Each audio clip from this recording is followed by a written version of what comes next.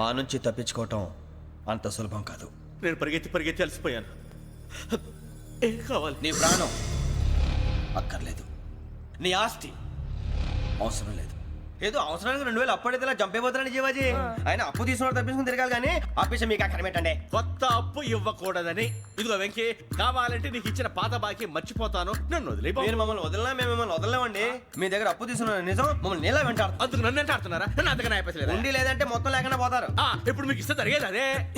ఇస్తే ఇవ్వండి, లేకపోతే మానేయండి, అంతేగాని శుక్రవారం పూట అశుభ మాటలు మాత్రం ఆడకండి. శుక్రవారం లేదు, శనివారం లేదు, అసలు వడ్డీ వ్యాపారమే చేయడం లేదా? జీవాజీ, డిస్కషన్స్ అనవసరం. ఇప్పటికి 18,000 ఇచ్చారు, ఇంకో 2,000 ఇస్తే 20,000 రౌండ్ ఫిగర్ అవుతుంది. 2 రోజులు తిరిగి ఇచ్చేస్తాం. వీళ్ళకి ఇప్పుడు దాకా ఇచ్చింది 14,000 కదా, 18,000 అంటాడేమిటి పెచ్చనాయాలు? పడ్డాడు కక్కుర్తాడు. సంగతి మనకి తెలుసు. సరేనయ్యా, ఇదే నేను మీకు ఇచ్చే ఆఖరి అప్పు.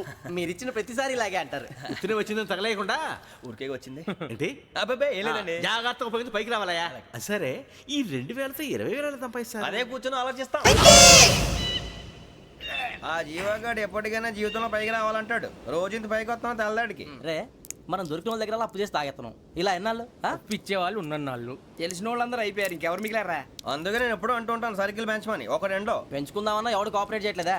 మనం చూస్తేనే జంప్ అక్కడ. అరే వడ్డీ ఎంతైనా పర్వాలేదు, అప్పు ఏంట్రా అంటే ఒక ముందు రాడే. ముందుకు వస్తే వాళ్ళు వెనక్కి వెళ్తారని భయం. భయం భయం భయం, ఎక్కడ చూసినా భయం. ఎన్నాళ్ళు భయం?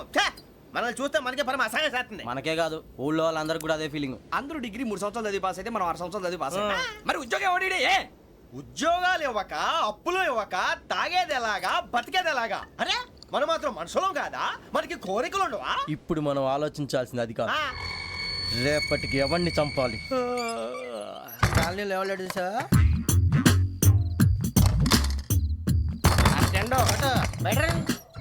నువ్వా వెంకీ? ఏంటి వెంకీ ఈ టైంలో వచ్చా?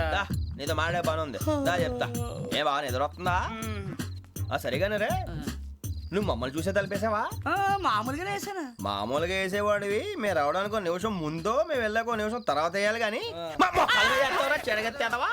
రాజా, నాకు నిద్ర వచ్చి పడుకుందామని తలుపేసుకున్నాను.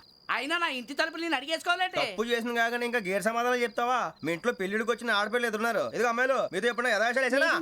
విన్నారా? నువ్వు తలుపులు వేసావు. అనవసరంగా గొడవ ఎందుకు ఇక్కడి నుంచి వెళ్ళండి. గొడవ? మీ ఇంటి మీద పడి ఎప్పుడైనా గొడవ చేశానా బిని గారు? లేదు బాబు. విన్నారా? చెప్పు, మమ్మల్ని చూసి తలుపులు ఎందుకు వేసుకున్నావు? అరే మాకు అప్పించిన వాళ్ళు కూడా మమ్మల్ని చూసి ఎప్పుడు తలుపులు వేసుకోలేదు. ఏం చేయాలి? మరి నువ్వు ఎందుకు వేసుకున్నావు? బాబు టప్ అయిపోయింది, బుద్ధి తక్కువ వేసాను చాలా. అంటే మా మోకాల మీద తలుపులు వేసామని ఒప్పేసుకుంటున్నావు? ఒప్పుకుంటున్నాను. సరే ఇప్పుడు చెప్పు, మా మొఖాల మీద తలుపులు వేసేంత తప్పు మేము ఏం చేసామరా?